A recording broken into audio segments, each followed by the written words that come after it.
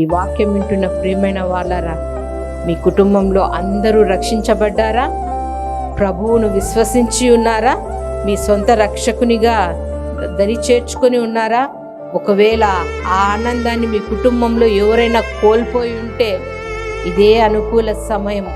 వాక్యాలు చాలా తేటగా తెలియచేస్తున్నాయి కదా దేవుని యొక్క లేఖనాలు. మళ్ళా తీసుకుందాం, ఇదే సమయమా? మేము యవన ప్రాయంలో ఉన్నాము, ఇంకా లోకంలో ఉన్న రకరకాల రుచులు మేము రుచి చూడాలి, అవన్నీ మేము ఆస్వాదించాలి, లోకంలో వ్యర్థంగా మేము సంచరించాలి, అసలైన జీవితం అక్కడే ఉంది అని లోకంలో తిరుగుతూ ఉన్నారేమో.